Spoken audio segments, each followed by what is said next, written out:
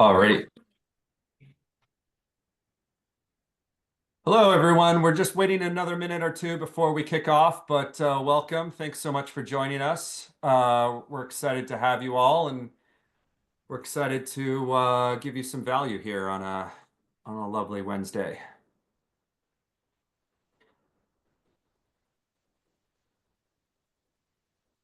I can see people filtering in. That's great.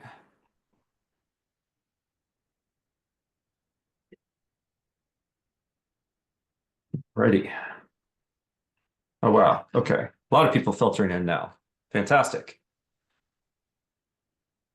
We'll just give maybe at least another minute. I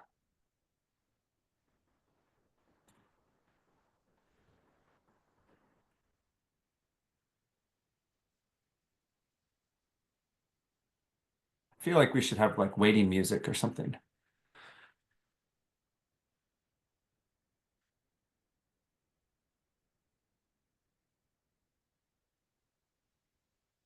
All right. I think I think we've stabilized. Awesome. Why don't we get started? Yep, I think we've stabilized. Awesome. Yeah, and then people will probably filter in afterwards. But thank you again, everyone, for joining us. You have Nate Sheth here for Management One, but also we're really just pleased to have our founder, Mark Weiss, joining us as well. There was some really great feedback, Mark, from your last webinar on tariffs, and now we're addressing the beast head on in terms of uncertainty. And I think there's always uncertainty. This is the nature of being an entrepreneur.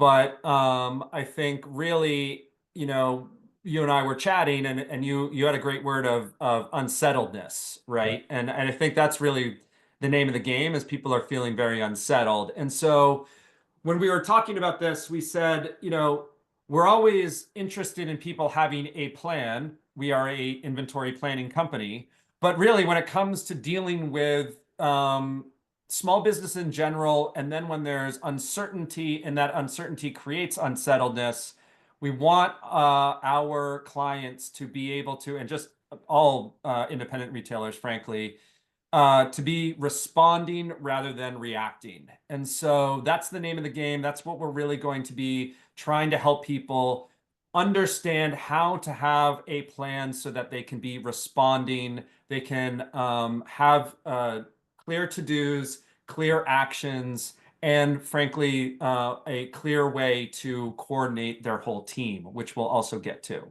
Yeah, And so so, I just yes, wanted, please. yeah, I just wanted to say that talking about planning, we are planning on this is being recorded, so you'll be able to listen to this or pass it on or share it, or if you want to do so with your staff, you'll also be able to get back to us with questions that we haven't answered or as things come up. And this is going to be an ongoing process. We were thought leaders during COVID. We're going to be thought leaders now.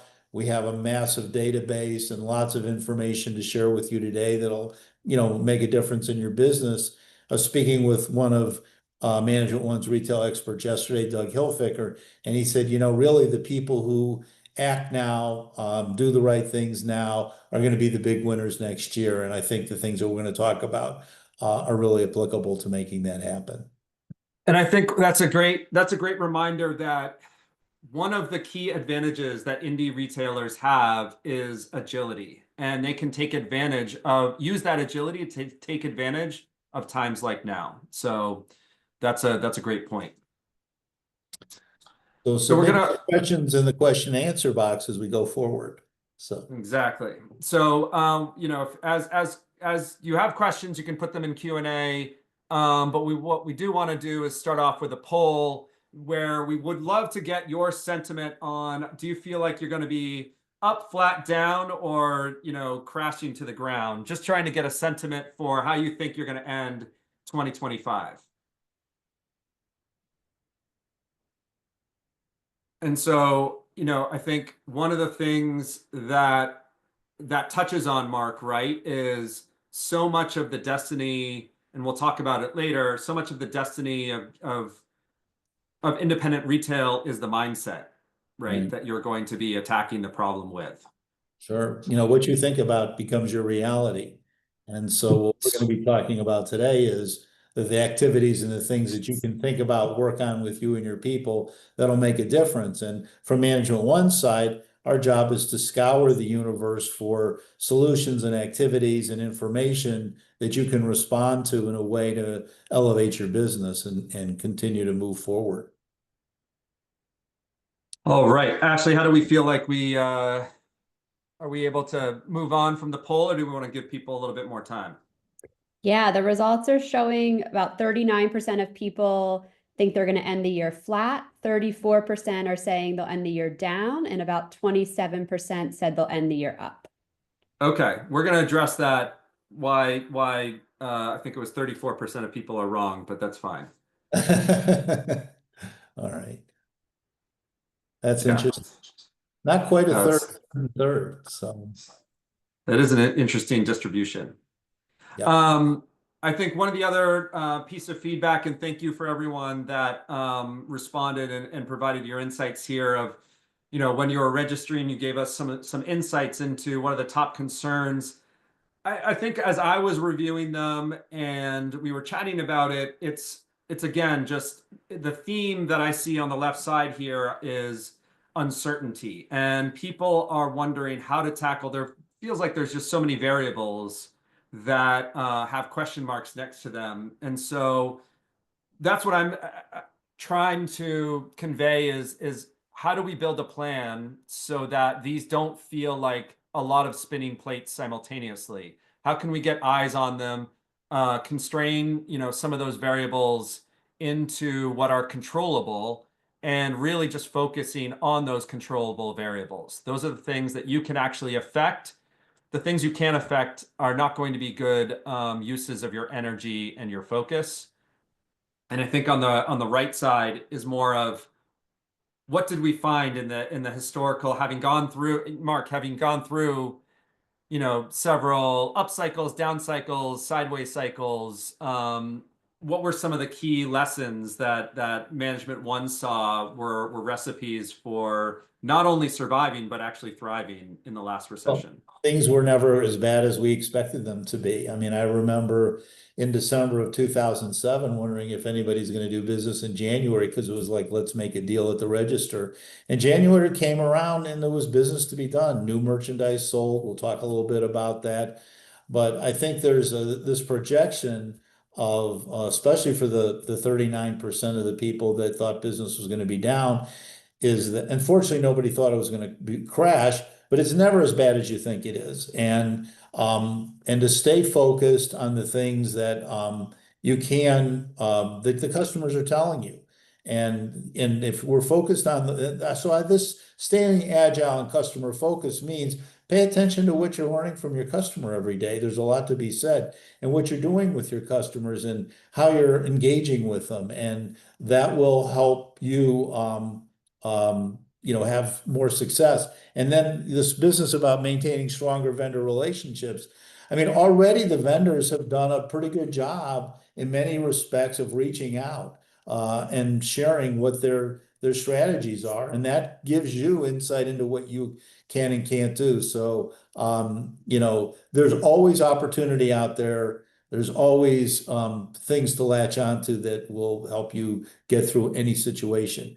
The best thing about a crisis is that, which it's, I wouldn't call this a crisis, but a disruption. The best thing about a disruption is how you respond to it, because that opens up opportunities that, you know, necessity is the mother of invention. So when we are forced to be better, Yankee ingenuity kicks in, and real opportunities will present themselves. I think also one of the key things I think about too, we can move to the next slide, Ashley. One of the things that I think about as well is people took market share in the last recession, and that are the people that took the market share are the ones that leaned into planning. And so, you know, sort of the first element of why having a plan, generally speaking, strategic or otherwise, plan matters, is it allows you to actually to take advantage of that. Right, and I think that people who look about that, because there's always going to be people who don't act, who will take it. There's the idea of I said it in my last blog. One of the things that COVID reminded me of is something I learned from a Navy SEAL. When you're in battle, you can fight, you can flee, or you can freeze. And for the people who freeze and flee, that opens up opportunity for market share. I think the biggest opportunity for market share is going to be with taking even more away from department stores, because their ability to be agile, their ability to connect and work with the customer doesn't compare to what independent retailers are able to accomplish. Yeah, and I think a key part of that is our second point here is using using data to guide decisions. And obviously, from the Management One perspective, this is the foundation, right, of how we want to be attacking a problem. Is we want to be data oriented in our decisions. Again, this allows us, it allows you, it allows everyone to respond rather than to react. And so if you are going to embrace the fight mode, you want to be thoughtful and tactical and using data to orient yourself that way. That's the way forward. Trying to react, and yes, your instinct and your gut are very important, but giving yourself the best chance is being able to use the data. And we're going to talk a little bit more about how to specifically get into that. But I think it's that allows you to be, actually staying agile, right? Right, and I think that builds on, make sure you have the right scorecards, right? You can have scorecards for selling, you can have scorecards for inventory, you can have scorecards for traffic. These things are important. And if there's always a tendency, there's a difference between making excuses about things and reasons for things. And if it's data driven, it's a reason. If it can't be data driven, it's an excuse. And if it can't be data driven, then you shouldn't pay any attention to it, because it's circumstantial and you can't solve it. So focus your scorecards, focus your solving your problems on things that are data driven, like traffic is up or down. Well, do you have a traffic counter to measure that? If traffic is down, then your UPTs have to be, your conversions have to be up. There's things you can take action on, or there's an issue with your marketing. What is your return on investment on ad spend? So whatever the scorecards you're building, it doesn't have to be the same. Some things have to be the same over periods of time, of when I talk about months, but some can be changed weekly based on what you're working on and what you're trying to solve for. So having a few scorecards and sharing with your people for problem solving is a great way to attack the business, because you'll develop activities to be able to resolve whatever it is you're measuring.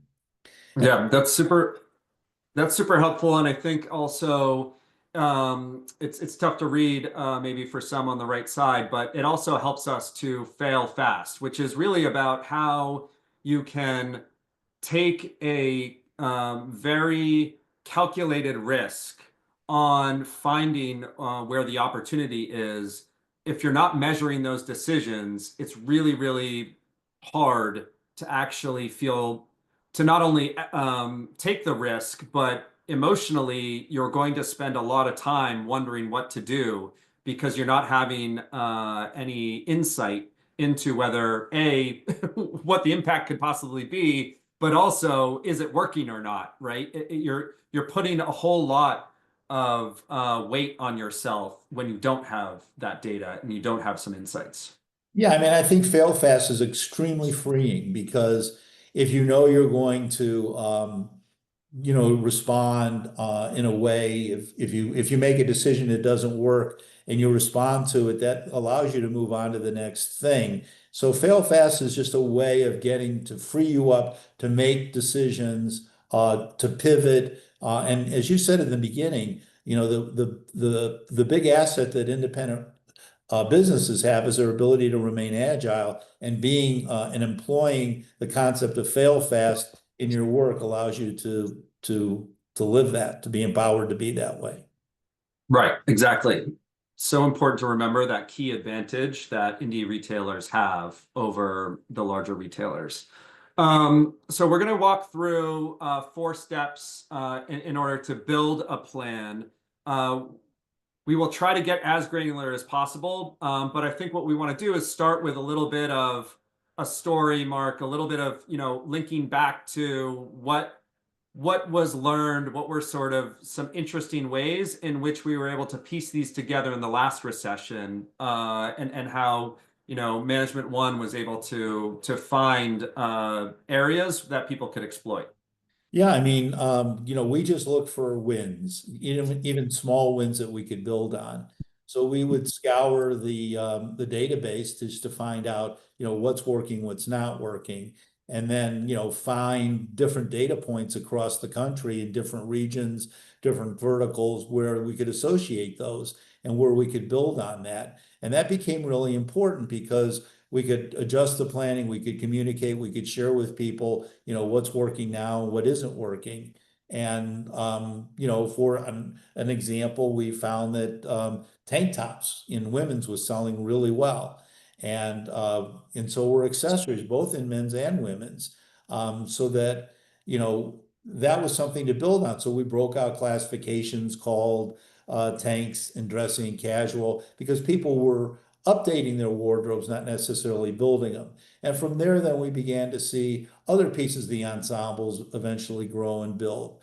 So I think that we're gonna, I was actually on with Management Head of Planning today, Adam, and we were scouring Management One's database just to look for areas of opportunity that we saw. And the next step is, we'll call clients and get their feedback for it. So I think that, looking for opportunities are always there, even in the worst of times. I mean, I go back and think of January 2008 and what people are going to buy. And even in the coldest climates, we saw sleeveless tops sell like crazy. So then, we saw graphic tees and other things start to grow and build. So there are always opportunities. Listen, if a guy needs a shirt, he's going to buy it. If somebody needs something, they're going to go buy it. So tariffs aren't going to stop people from buying, and the tariffs may not be as bad as you think. What we're getting back from the vendors isn't, there's no alarm bells. So I do think that these kinds of stories, these kinds of things happen.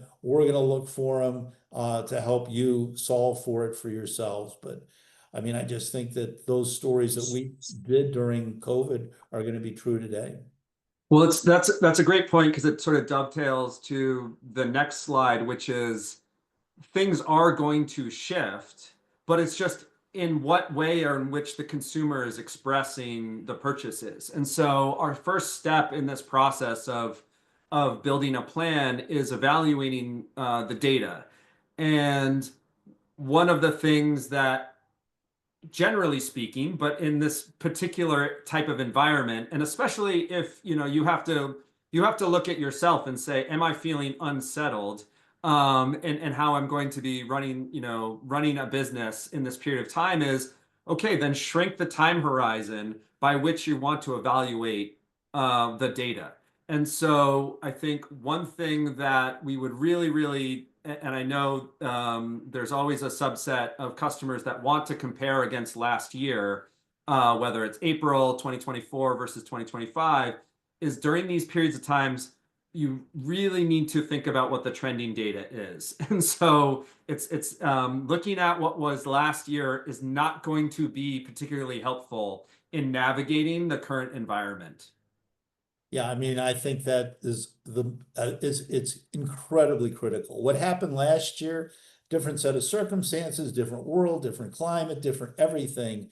And what was hot and what was important isn't necessarily true today. So current trends tell you a lot. I love rolling 12 months trends with an emphasis on the last 3 or 6. So that last slide has a lot of really good information you could drill down to, both for month end and month to date. But always be comparing your sales against what you're landing, because what you're landing fresh is a story you want to dive into.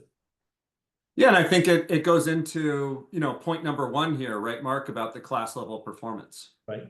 So I think a lot of people tend to think about item selling, which is important, but people still buy by class, are they buying clogs or sandals or dress shoes or sneakers? Are they buying knits? Are they buying wovens? Are they buying blazers or jackets? What kind of gifts are they buying? Expensive gifts, non-expensive. So class performance level, there's a lot that happens beneath the class, but when you're looking at your business to take action, you got to look at it at a macro level and then drill down, because that tells the story. And I think when we were evaluating within those classes, the vendors, you really need to stay on top of what is selling versus not. So obviously sell through, in our reports, we talk about it in terms of efficiency, but it's really, really hard to do if you have a lot of vendors in each class. That makes the analysis a little bit that much harder. Well, sure, because there's vendors that are hot and vendors that are not, and you're going to have to make a lot of difficult decisions about who to land and who not to land. It can't always be just driven by price. If you've got a strong vendor and their tariff adjustments are going to be a little higher than somebody else, but that vendor has brand loyalty, then that's why watching what your vendors is important. And also, what you want to do with your open to buy going forward is get within plan and cut all your fringe vendors out now, because you can't afford that risk. You've got to be able to invest and have the liquidity and the dollars in the classes that matter.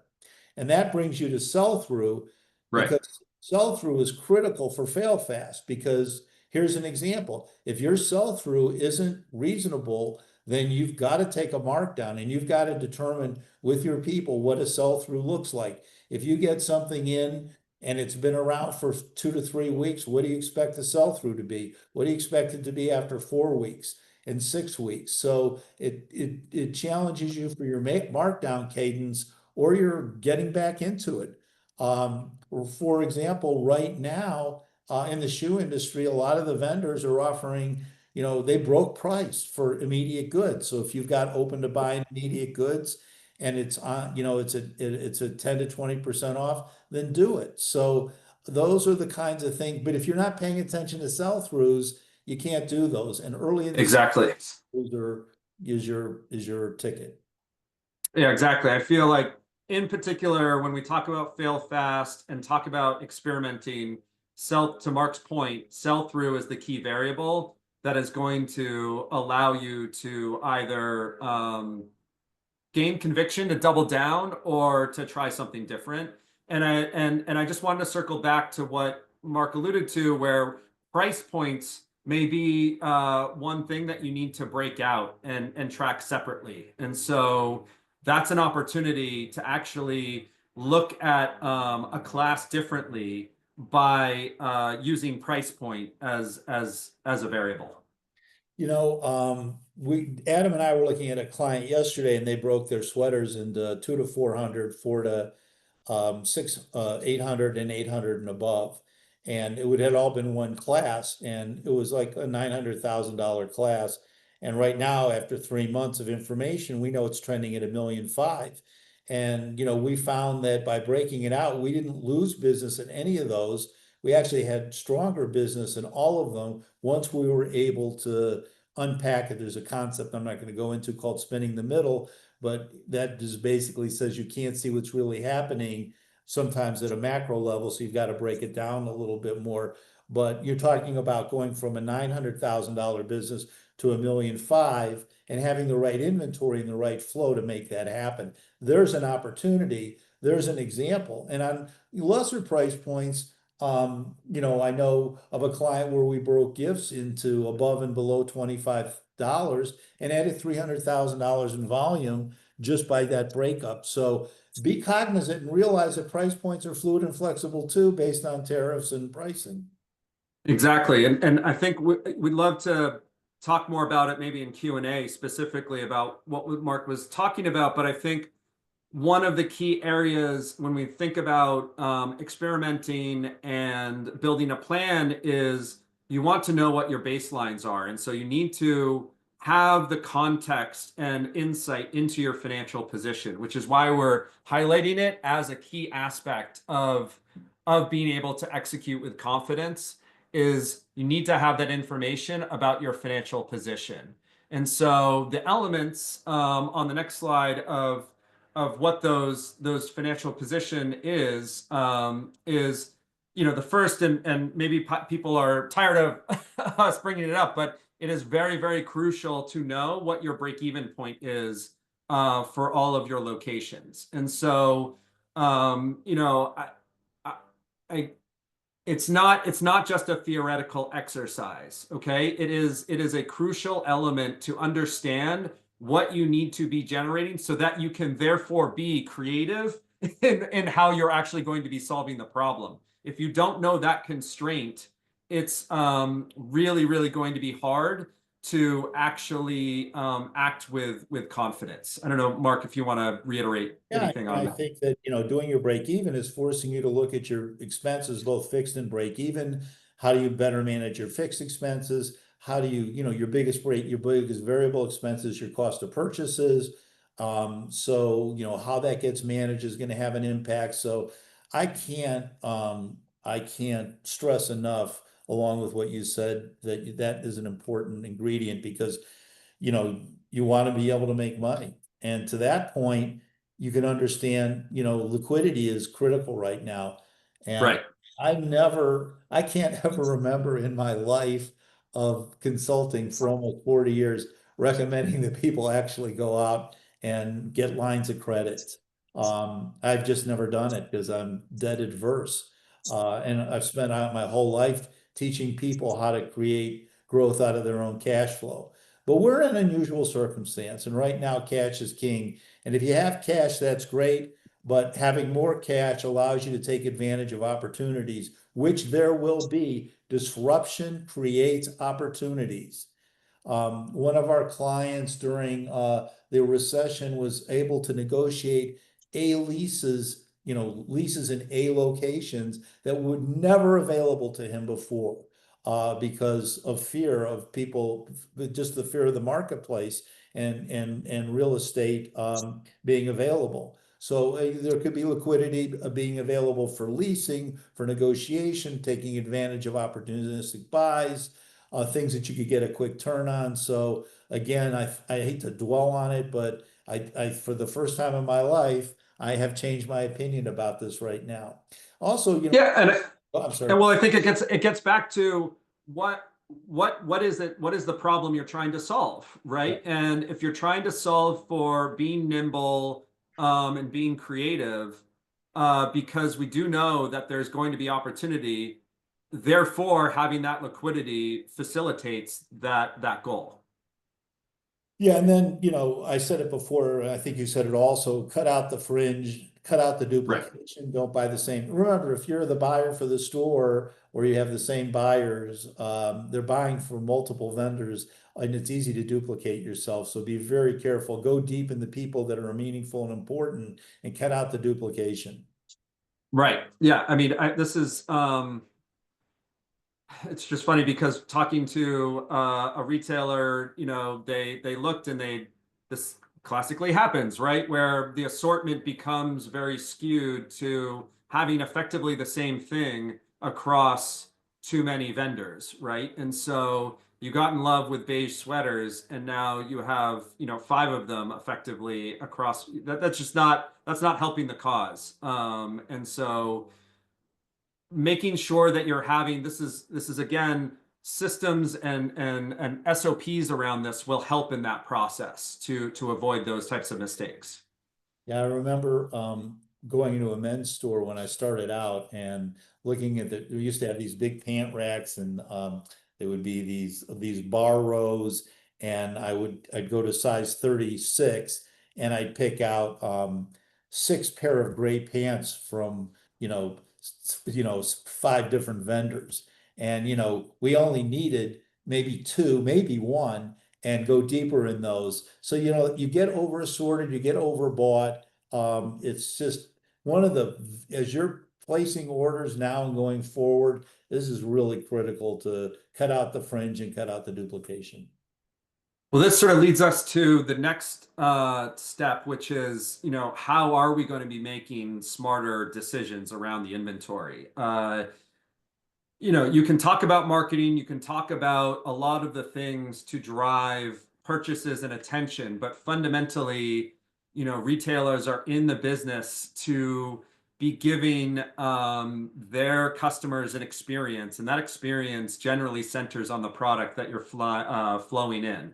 And so one of the key elements is you want to understand how to double down on your best sellers, and that's going to be really, really hard to do if you don't have the decision to make those decisions, the data to make those decisions. And so this is why these elements are building on each other, is having the data allows you to take that opportunity that, and Mark gave some really concrete examples of how to, and they exist. I think that's actually the first step, is believing that these opportunities exist, and then using the data to demonstrate where they are, and then being able to say, okay, I have the sell-through that gives me the confidence, or on our reports, again, we call them the efficiency, to actually execute on filling in. And Mark, maybe just, we've gotten some questions about going narrow and deep. Yeah. Can you just spend maybe a minute on just that concept? Because I feel like sometimes people don't fully appreciate how important it is. Yeah, I kind of feel like we should do a whole webinar on it, but Fair. I think one of the to make it, one way to look at it is, you're going to show a customer something and you just wish you had more of something that you wish you had more of, right? That's the easiest way to think about going narrow and deep. So if you've got a good black pant, or you've got a good polo top, or a good whatever, instead of buying 6 of it, buy 12. Just buy it deeper, because the time that it takes to reorder it, get it back in the store, is lost business that you're never going to get. And the customer doesn't always want to wait for a special order. They want it now. So go, you can't go narrow and deep in everything, but if you cut out the fringe, you look at what you know your customers, that instead of buying 8 colors, buy 4 colors, but buy the 4 like the 8. So go deeper, buy 2 fashion colors, buy 2 basic colors, and buy, 12 or 16 of them instead of 6 or 8. Because the sell-through, if you buy 6 and you have a 50% sell-through, you've only sold 3. If you've bought 12 and you've got a sell-through of, you've sold 6, and then the other 6, you still have enough of an assortment left to sell more pieces. But if you've bought 6 and you have 3, you've sold 3 and you have 3 left, the 3 are broken, they don't mean anything. So, in so many different ways, and I know it's counterintuitive, but those are some examples. And then look at your stock to sales ratios on some of these, and if they're really low, you're turning them really fast. A low stock to sales ratio is a high turning item, so that's Right. a way to check it. Right. And then the flip side of that is, it's obvious, right, to exit the worst sellers. I think this is where having a targeted group of vendors and actually having a relationship with those vendors allows you to call them up and say, hey, this isn't working. We need to change something up. Obviously, the most extreme case from the vendor's perspective is to cancel. And so you can have a dialogue with them and swap things out. And frankly, having that, they would rather have a dialogue than just having a cancellation come across in their system. Or get some markdown money, or have them do something with you. I mean, do something to get out of it. So this goes back to fail fast, but if you're checking your sell-throughs and you're responding, you're turning that cash. Don't fall in love with it. You're creating cash to go out and buy something you can make more money on. It's an old, I've said this a million times, but you're in the business to turn inventory into cash quickly, not to be in love with your merchandise. Exactly. And I think I don't want to go over all the bullet points on the next two. We talked about the importance of vendor relationships, but when we're talking about rebalancing the inventory, again, not to be a broken record here, really, really hard to do if you're not structuring the data in a way that allows you to actually be thoughtful in that exercise. And so if you need help doing that, please reach out. Even having a fresh set of eyes, having the dialogue, you may come to the conclusion yourself, but just having to explain and walking someone through your logic. And again, we have a great group of retail experts. We have planners. You have Mark and I. We have this vast team that can help engage in that process. Yeah, I mean, I think that, have enough depth of the right purchases and the right classes. Don't have overarching classifications like if you do $100,000 in accessories, for example, is that handbags? Is it belts? Is it leather goods? Is it jewelry? What's it comprised of? Because all of those have their own businesses. Those have those are standalone independent models. I mean, I was looking at a new client that got set up, talk about classifications, and there's just some classes that they don't need. They're better off taking that money and going narrow and deep in other classes and avoiding it. You've always got a percentage of your classes going north, a percentage that are flat, and a percentage that are down. So look at the ones where you can win on. And then as far Right. as the relationships, I mean, I think the vendors are really stepping out right now. I've gotten tremendous feedback. I should say, from clients about, the communication of their vendors to what to expect for now and into fall. And some of it's, pretty optimistic, I'd have to say. Right, exactly. I think one of the other elements to this strategy is really the next slide where, okay, it's all good to do all this analysis to talk about it, but the way in which this all comes together is being able to act as a team in the store, right? And when I say in the store, what I mean is the customer experience, fundamentally, and whether that's offline, online, or the combination. And so, we had a phrase of attention, connection, and convenience, which again is the indie retailer advantage. But how this comes together is, your people are a key component of how this all comes together. And it's really, really, I mean, again, a shame to do all of the above steps and then not have some cohesion with the team about how to actually be interfacing with your customers on a day-to-day basis. And that needs to, the first point here, I mean, do you want to create a service business? Does that create the level of engagement? And Mark, maybe just a quick shout out, or maybe you want to provide a quick preface of a very good article you just wrote on this. Yeah, I just wrote I'm going to try to create blogs on things that we can do to take action to grow our business. I sent out my second one this week, and it was about, I think there were 6 or 7 different service businesses that you could create. And so meet with your people, to Nate's point, talk about it, see if somebody in your team's got a particular expertise. I mean, I went online and, like I know clients provide packing services or client or wardrobing, or I mean, I've got a whole bunch of things listed. Our outdoor stores have travel businesses that they have their clients participate in. But all of those businesses are revenue generators and help you sell more product. So they're intricately they're interrelated to help you. So think about that. I mean, instead of worrying about the tariffs, think about ways I can create more business.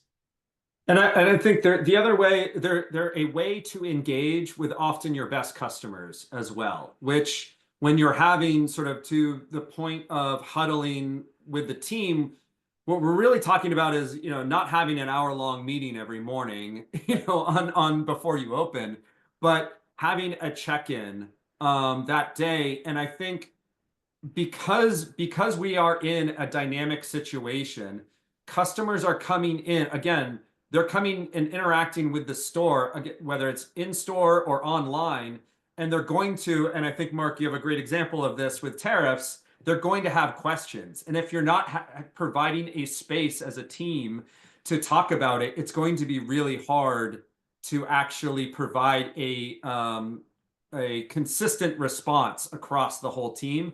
I don't know if you want to share the recent example. Yeah, I mean, I think that you have to have a story to tell, right? I mean, customers are going to ask, what are you doing about tariffs? How are you handling it? What should I expect? Well, you and your team need to have a story to tell to share with your people. Yeah, we're absorbing the tariffs. You're not going to see it. Oh, you might see some price increases here and there. If it's an issue, let us know.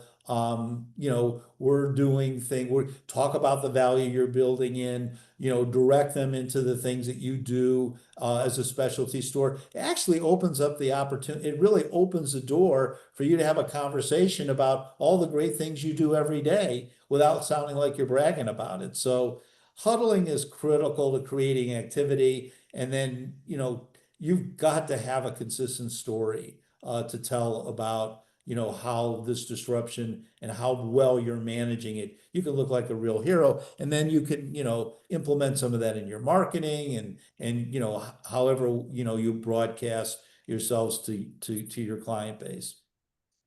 And I think, again, leaning into the advantage of what is indie retail, it is about fundamentally the story, either of the store, the product.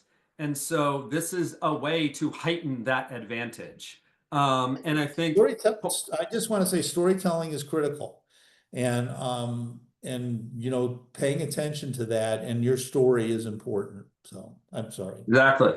Points 3 and 4, these are ways to actually get engagement and heighten that engagement of your people, of your staff. And so we've separated them out because they are distinct elements by which you can have either sales staff, be performance based, and even and buyers too. But I think gamification, it's not just to goose sales numbers. It's actually a service you're giving to your people to make the job feel more engaging, make them feel part of a team, and actually be able to take a great deal of pride in what they're doing. And so, again, I don't want to linger on it, but it is certainly a key element to build engagement internally with the team. And Mark, how you have a lot of great stories about how things like this have turned people that were heavily commission based from fearing a recession to then having their best years ever. Yeah, on both gamification and performance-based pay. I mean, I just think on gamification, it just creates fun, and fun is great. I don't know if anybody watched Hacks, but the new season is out, and the head writer, they were all like writer's block. They couldn't think of the comedy, what they needed to do. So they just went out and had a good time in Vegas. Well, I'm not saying you have to take your people to Vegas, but have fun in the store, crank up the music, have some fun, throw some parties, make people feel comfortable so they're motivated. And on, performance-based pay, I mean, I know commission's a dirty word, but people, you want to hire people who are competitive, not against other people, but against themselves, who want to win. And why put a ceiling on pay? So, when you have performance-based pay, people can grow. I mean, I know of stores that had zero $1 million salespeople, and now they've got 2, 3, 4, 5, even more. And everybody that comes in feels like a new person, feels like they can attain and become $1 million seller, which puts you in the 6-digit number for salary. So I mean, I just think that there's so much upside to it. It also, not to keep circling back to our point, but it also helps with the break-even analysis, and it gives you a tool to be flexible in your financial position as well. Because it's a variable expense then. Exactly. We do have to stop at the top of the hour, and so we're gonna leave some time for questions. So make sure that we're having some of those questions percolate in. But we are, in terms of how this all comes together, right? Is these are not separate areas that live on their own islands. These are things that link together. And I think, when we're thinking about how does one reinforce the other? You know, the people, the product, and the planning. I mean, when you're thinking about what you're buying, you also need to be thinking about how are you actually going to be educating and doing exactly what Mark was telling the story of that product at the time of when you're evaluating the product. And so that needs to be on your mind. And so these things are intricately linked. And knowing what people are buying today is actually really important, not necessarily just assuming that what they bought last year is going to be the same thing that they're going to be wanting to buy this year. Well, I think empowering your people and training them, I mean, that's an investment you should never stop making because it creates productivity and productivity creates profit. And that's critical to being sustainable and growth. So clarity of roles becomes important. What are your people empowered to do? What aren't they empowered to do? And those are important questions.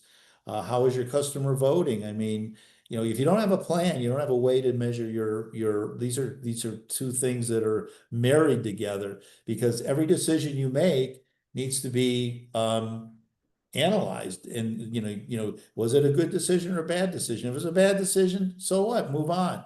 You're not going to make decisions that bankrupt your business. If it's a good decision, build on it, grow it, make it better. But it gives you points of conversation and action. So if you don't have a scorecard, a tool, a planning process, you can't be able to do that. So these two are married in a way that are inseparable in my mind. I was going to say the one decision that will bankrupt your business is if you just simply pull back on purchasing and you plan your business down. That is the surest way we've seen. And Mark, you've had a longer history of this, but that is, the surest way to bankrupt your business. Sure. I mean, you have planning allows you to have levers to push and pull. Sometimes you want to, you're getting on the freeway, you got to add gas to the car, you're going to get hit. Or you may have to slow down to yield and take it slowly because there's too much traffic. So the same thing is with your business. You've got levers to pull and push. Planning allows you to see that. And then these are the resources that we've worked on to allow you to, make better decisions and do things and look at your business. I mean, Nate talked a lot about the importance of, being proactive in your business using information. All of those things aren't just words, they're actually things that matter in the sense that it focuses you on the reality that you're in and allows you to move forward. So it's always about moving forward. Always. Exactly.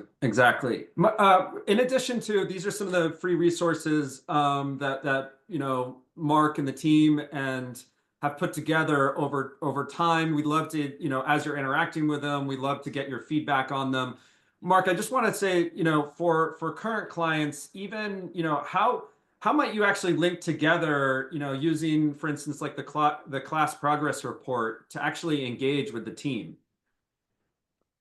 Yeah, I mean, I think the class progress report is a great example of a report that tells you, and you can run it over any period. You can run it for a month, 3 months, 6 months, 12 months. It tells you the trend of your business. Here's what I sold. Here are my margins. Here's what I bought for it. It tells you how it changed over time. You can go back and review your strategies. I mean, I just think it's a wonderful, simple report card that just opens up your eyes to your business.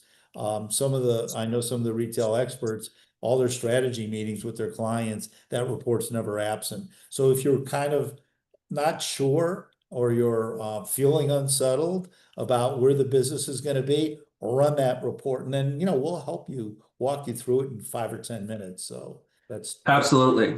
And so that gets us a little bit to, how we support people. I want to leave 10 minutes for Q&A, but, we do want to just reiterate, we're here to help. Obviously, we do provide what we think to be the best in class planning services that's data oriented, that's rooted in finding and helping retailers take advantage and amplifying what makes indie retailers special. But we're also just here as a resource. We're always here to be a sounding board. We have a great stable of retail experts that have specializations in a lot of different verticals. There's a collection of knowledge here that, especially during unsettled times, we hope you take advantage of, because, you know, our day in and day out is connecting and helping with retailers. And certainly, you know, we love learning from them too. So, you know, that dialogue, again, as you're interacting with free resources, let us know what is helpful. We can maybe put together a new report that could be more helpful, and especially these times. I want to jump to, we've gotten some great questions here. Oh, Phil, you asked about performance pay and commissions. I think that's actually, in the time that we have, I don't want to go into too many details, but I think that might be a great one to say, are you having, do you have it to begin with, and are you trying to refine it, or are you wanting to start from scratch of how to do it? That's a great one to reach out to Mark or to myself, and we can engage a little bit on the specifics there. But the point being, you want to have your staff incentivized to sell and to meet, align with you on the goals that you're setting. And so you want to have it. We can talk about the specifics, maybe offline, about how to actually implement it in your context. Well, I would just say also that, you know, you can have group team selling incentives, you can have individual performance incentives, you can have a blend of the two. But it all basically goes back to selling costs and beating selling costs. So there are metrics involved, there's coaching involved, there's milestones that are involved. So there's lots of aspects to it. We're happy to, I think I've probably written some blogs we can resurface, but we can actually spend some time on it and probably be a good webinar. These are actually good questions for future webinars, Nate. 100%. Yeah, this is very helpful feedback for us to Probably continue to have people learn. vote on them. We'll probably take Exactly. create a poll. One of the other questions here, and it's more of a comment from Thierry, but it really highlights the great collaboration you can have with vendors. And so Thierry writes, you know, talking to the vendor is actually a benefit and can be an insight to the vendor, right? That you're providing, as a boutique, you're providing insights to the vendor. And so, you know, if you tell them, in Thierry's example that he sent across to us, is not producing the right margin, you know, therefore the vendor got that feedback, decided to allow a return, and then allowed for some margin improvement. And so that engagement was key in order to have a good outcome, and the vendor learned something in that process. So thank you, Thierry, for that concrete example. We had, Ronit, you're asking about, you know, marking down current non-performers. Should the first markdown be the best markdown? So in our example, in the context of failing fast, yes, right? I mean, if you've determined that you ran the experiment and you said, okay, this isn't working, yes, please do not try to bleed that out. I mean, you've already determined that you're moving on to the next thing. You need to reclaim those dollars. Gradual markdowns, I don't think they necessarily work, but B, the point of the exercise is to actually reclaim the dollars so that you can fail fast somewhere else. And if you're prolonging and leaving too much of the cash on the shelves or on hangers, you're actually not working to the purpose of running the next experiment. So hopefully that helps answer that question. I would say there's a little bit of nuance, Mark, in terms of if product is being delayed, but that's like a very specific, you know, whether it's in hard goods or things that have longer shelf lives. But, you know, I don't want to get into too much gradation of anything like that. But in the context of failing fast, yes, please be aggressive in your markdowns. I mean, I think Ben Cohn asked a really great question here. What is your opinion of the up and or downside on promoting, highlighting made in the USA products? You know, I think that's part of the soft marketing that you do. I mean, if your store has got 70 or 80% of USA made goods, yeah, I'd shout it from the rooftops. But if it doesn't, then you're kind of narrowing the client into just buying USA goods. So I think if it comes up and a customer comes in and said, I'm only interested in USA goods, you should know what those are. You should have some in stock and build from there. But it really is very dependent on what your current stock is, your inventory. It's a great question. Yeah, that's fantastic. Liz is also asking another tactical question. She's gotten over, this is interesting, right? Because Liz, you asked, the shop is over assorted because you're not able to actually fulfill what you want from some of your key vendors. So you're going to backup vendors to fulfill that demand. You know, Mark, I'd love to hear your opinion.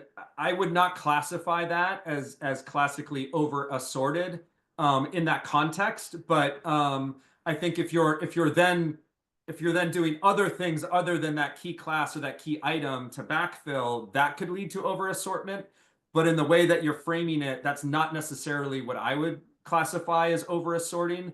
But I think that when you then say is why is that key vendor not able to fulfill? That's a conversation. That's a point of, I mean, they want people to be buying more. And so if you flat out are having a good picking up the phone and having a conversation with a vendor, that's the key element here, right? Sorry, Mark, I didn't mean to go on too long about that. Yeah, I mean, I think Liz is, I'm not exactly clear on this, but I think what she wrote is, I think one reason our shop is over assorted is because some vendors we've counted on haven't come through, so we are ordering from backup vendors. Any tips on how to have a conversation with a vendor that we want to buy deeper with, but are afraid they will ship late or not at all? I mean, I think that's just a lot of communication that you have to have. You can't ever do anything out of fear. You have to expect the people will do what they're going to say.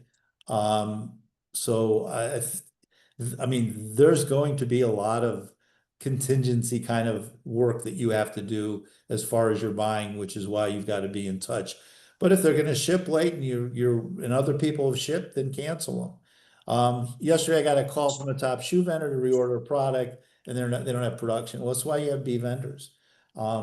You know, I was surprised in talking to a shoe vendor that when I guessed what their top selling vendor was, it wasn't two of their top selling vendors. It wasn't either Hoka or or um or Birkenstock. it was actually a third vendor that they had gone narrow and deep in, and the buyers just did a great job and they knocked it out of the park. So you don't forget that you know your customers' taste. You curate for it all the time. So the Exactly. ability to buy for them, don't never underestimate your own strength, and that your strengths are how you win at this. Rita, you have a pretty lengthy question, so I'm not going to read the whole thing, but I think, the crux of what Rita is sharing is, there's what vendors are pushing buyers on is to buy more, and they're giving a lot of reasons. And so buyers within the retail context are feeling that pressure, and that is a story that may or may not always be true. And so I think the element is how are you actually training and having a dialogue internally as a team with your buyers to have the dialogue to say, do we believe what the vendor rep is telling us or not? Mark, I don't know about your experience, but my experience is vendor reps, there's a very small percentage of them that are trying to pull the wool over people's eyes. They're people, they're trying to make a living. They're not trying to do anything nefarious, but it's just a point of, this is why you need to be, the team needs to be on the same page. Well, if I had to pluck one thing out of this, I mean, I don't think we're going to have a meltdown like we had in COVID. Right. So I think that, and I think what the meltdown was on, the first week in March, everybody was sitting with massive amounts of inventory, and then there were massive shutdowns.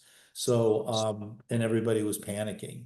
So for a good reason, a justifiable reason. We are not going to see a meltdown. I think, business is going to be, pretty much as you would expect, with some tweaking.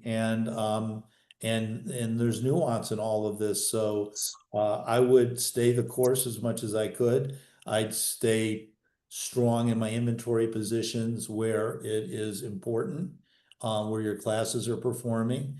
And businesses, revenue is going to go up because there's going to be some element of inflation and people aren't going to stop buying. So don't run your business out. I guess my final statement is do not ever run your business out of fear. It is a race to the bottom to be out of business if you do.